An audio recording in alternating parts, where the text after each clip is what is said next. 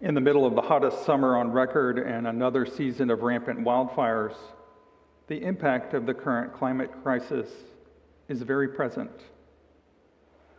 The litany of impending challenges is long, from rising sea levels to deforestation to food insecurity and extreme weather events. How do we make sense of this? This summer on study leave, I attended a seminar in New York City, and I arrived on the day right after it was declared to have the worst air in the world. The sky was a little eerie. Later in the summer, while driving across western Colorado, I saw a wildfire burning up on the ridgeline of the mountain. During travels in the past few years, I have seen dried up lakes and streams, scorching heat, aftermath of flooding. It's one thing to see these things on the news. In person, it has a more visceral impact. How do we make sense of all the ramifications of the worldwide climate crisis? Climate change is a multifaceted issue encompassing various sciences, politics, economics, history, and spirituality. Environmental racism and justice are intertwined in all of it. The climate crisis presents a global challenge, posing significant obstacles to vulnerable communities worldwide. It disproportionately affects low-income countries and communities, indigenous populations, and other marginalized groups. The problem seems to be climate change and its impacts, but it is possible that this may be symptomatic of a deeper issue. Our relationship with the earth is fundamentally out of balance. In his book, Zen and the Art of Saving the Planet, Thich Nhat Hanh writes, "When you wake up and see that the earth is not just the environment, the earth is us, you touch the nature of interbeing. At that moment, you can have real communication with the earth. We have to wake up together. And if we wake up together, then we have a chance." Our way of living our life and planning our future has led us to this situation. And now we need to look deeply to find a way out, not only as individuals, but as a collective, a species. The way out he offers is a thoughtful process of engaging mindfulness practice as part of social activism to restore our relationship with the earth and with each other. Mindfulness as action guides our choices, deepens our understanding, and opens new possibilities for creating a sustainable future. This invitation to mindful living in both our way of being and our way of relating to the earth resonates with indigenous wisdom from multiple traditions. In other words, it's not just that the land is broken, but so too is our relationship with the land. We need acts of healing and acts of restoration for our relationship with the earth. Incorporating indigenous perspectives and practices into climate change action holds the potential for more effective solutions that prioritize the environment and all living beings. However, it is vital to recognize that the use of indigenous knowledge must be done with genuine collaboration and respect. Otherwise, it risks being harmful to their cultures and traditions, thus perpetuating the settler colonial dominance that has created so much injustice throughout history. Indigenous leadership has been an important part of climate movements for years all over the world. Indigenous wisdom embodies a profound sense of interconnectedness with the earth, and it enriches our understanding of climate change's implications for livelihoods, cultures, and ways of life. In her book, Braiding Sweetgrass, Indigenous Wisdom, Scientific Knowledge, and the Teachings of Plants, Robin Wall Kimmerer offers that the awakening of ecological consciousness requires the acknowledgement and celebration of our reciprocal relationship with the rest of the world. For only when we can hear the languages of other beings will we be capable of understanding the generosity of the earth and learn to give our own gifts in return. She writes, action on behalf of life transforms because the relationship between self and the world is reciprocal. It is not a question of first getting enlightened or saved and then acting. As we work to heal the earth heals us. Knowing that you love the earth changes you, activates you to defend, protect, and celebrate. But when you feel that the earth loves you in return, that feeling transforms the relationship from a one-way street into a sacred bond. How can we deepen our relationship with the earth? How can we practice the art of mindful living? Several years ago, there was a climate rally in Raleigh, sponsored by the Sunrise Movement. Quite a few ERUUFians were in attendance. The event began with a prayer for the earth sung by local Native Americans in their own language. Appreciating and acknowledging indigenous wisdom that is often overlooked by Western science is one of the keys in moving forward in restoring our broken relationship with the earth. The event continued with speakers who shared about the impacts of the climate crisis. And facing the facts can feel daunting. Here are just a few. By 2023, climate change could be irreversible. Climate change is creating a refugee crisis and may result in mass migration of people, millions of people. Global temperature is rising, the ocean is getting warmer, the ice sheets are shrinking, sea level is rising. The most significant impacts of climate change disproportionately affect Black and brown people, low-income countries and communities, indigenous population, and marginalized groups. The increase in extreme weather events will continue. Some scientists wonder if this hottest year on record is now the coolest year we will ever experience. The list goes on, and honestly, it's overwhelming. When faced with the seemingly intractable nature of these issues, how do we deepen our understanding of justice? What to do with despair about the future? Because despair can lead us to feeling like, well, there's nothing we can do. In an odd way, it presupposes that we know what will happen. But we don't know, because the future depends on what we do or don't do right now. There's a lot we can do and must do. A bleak future is not inevitable.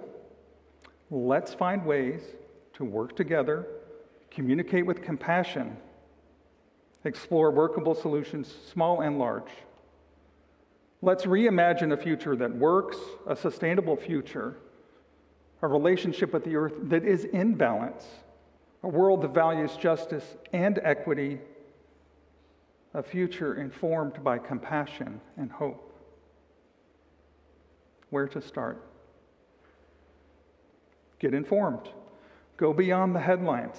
Feed feelings on facts and current efforts, not just headlines and old news. Scientists, activists, and policymakers who are deeply involved in this issue are concerned and encouraged by steps forward. Find sources of hope and action.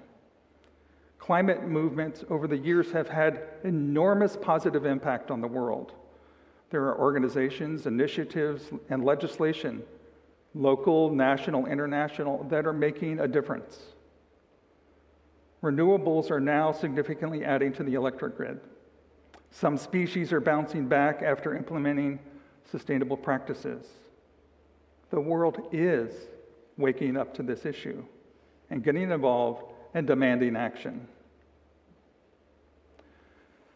According to one researcher, there are over 1 million organizations working towards environmental sustainability and social justice. Just as there's many examples of climate change impacts, there are also many examples of hope in action, or what Joanna Macy describes in her book, active hope. Active hope is something we do rather than something we have. It involves being clear about what we hope for and then playing our role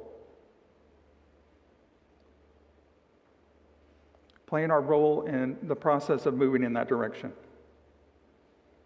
The journey of finding and offering our unique contributions to addressing the climate crisis helps us to discover new strengths, opens us to wider networks of allies, and an experience of deepening our aliveness. When our responses are guided by the intention to act for the healing of the world, the mess we're in not only becomes easier to face, but our lives become more meaningful and satisfying. Let me say that again. When our responses are guided by the intention to act for the healing of our world, the mess we're in not only becomes easier to face, but our lives also become more meaningful and satisfying. So, what are some small acts of mindful living we can take? Reuse, recycle, repurpose. We know this one, yes? Yes. Compost, upcycle, plant a garden, flowers, seeds, trees. Meatless Monday, a practice now at many universities and schools. Reduce reliance on fossil fuels. Local produce and products have a smaller carbon footprint. Just bring awareness. Notice your current patterns and choices. Do they reflect your values? Your act of hope? Reusable water bottle. Reduce reliance on single-use plastics. Thought experiment. For one person, that could be 365 plastic bottles saved a year. Now, let's say 1,000 people do this. That's 365,000 plastic bottles that will not end up in that Pacific Ocean garbage dump. One small action can multiply impact when repeated over time and repeated by others. Small act. Reimagine a sustainable future. More steps. Support businesses and products that follow sustainable practices. Advocate for renewable energy sources. Divest from fossil fuels. Vote. This is just a starting point. We can engage a conversation around these issues and learn from each other. Our Earth Justice team here at ERUUF continues to offer programs that addresses these issues. To be clear, I am not telling you what to drink, eat, wear, or drive, but I am asking you to consider finding a way to get started. It's not enough to say, well, I recycle, I have a garden, and I vote, so at least I'm doing something. Find something new that inspires you. I challenge all of us here today to find one new small act of hope in the choices that we make. Now, some environmental advocates suggest that these small lifestyle choices are insignificant and reinforce an individual consumer mentality versus the power of organizing collectively in movements. Okay. It's okay to see things from different perspectives. The goal is not consensus, but mindful action guided by values grounded in care for the earth. However, I believe just as every act of kindness makes a difference, even if it seems invisible, so do acts of mindful living, acts of compassion, acts of justice, acts of care for the earth. Small changes can add up to large ones. transforming our relationships and communities, helping us build a more just and joyful world.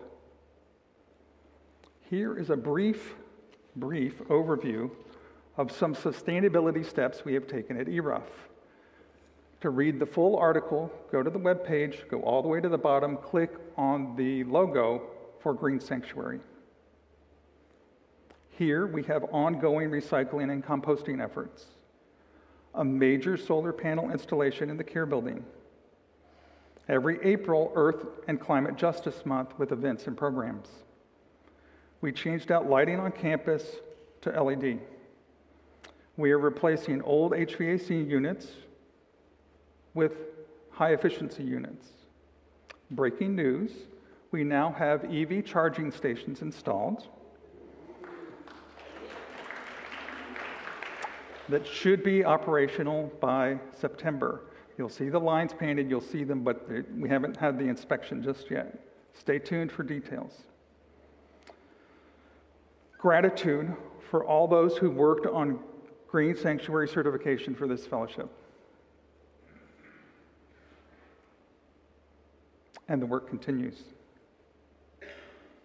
If there is interest, I will offer a class this fall in one of the books by Joanna Macy.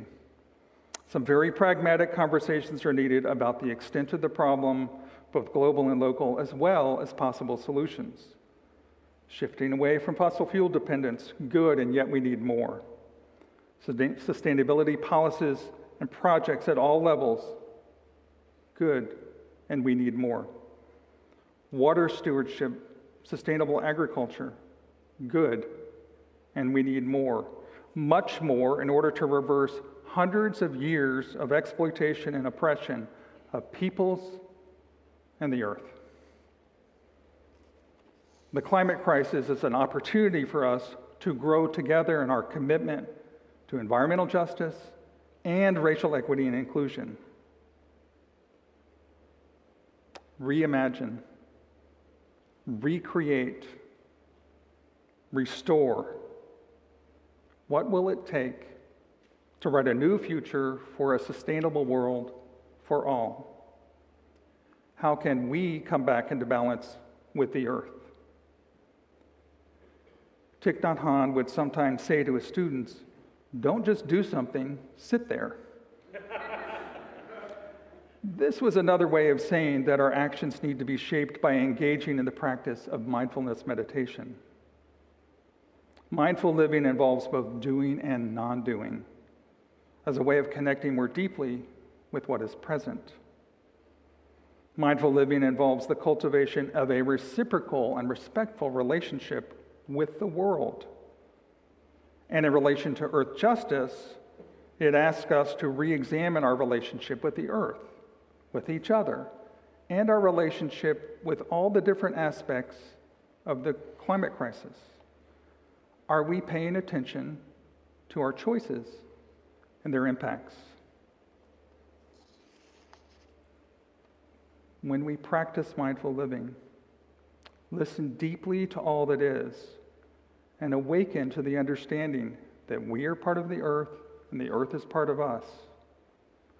Addressing climate change becomes grounded in a spiritual knowing of the inherent oneness of creation. Then the questions we ask, the actions we take will emerge from a perspective of connection and compassion. This approach is fundamentally different than if we see the earth and each other as separate, other, out there, not my problem. This shift is one step forward in helping to heal the planet. As we heard in our opening words, activist educator Jordan Sanchez writes, "No one is asking you to plant 1 billion trees or develop renewable energies, but we all have to contribute to this international society." You see, big problems are made up of little ones, and solutions are the same way. Acceptance is the last stage of grief. But this state is impossible to claim because the world will never be the same. Call the crisis by name, climate denial. All it takes to break those chains is mindful living and small steps that still make a difference. What we say, what we do, where we begin, it all matters as we work for justice. Even in the face of these challenges, the future is not yet written. We are writing it now. Will you join me today? Will you join me to reimagine a sustainable future, to recreate a more just and equitable world, to restore our relationship with the earth? Mindful living. Small steps that make a difference. Active hope. Change the world one heart at a time.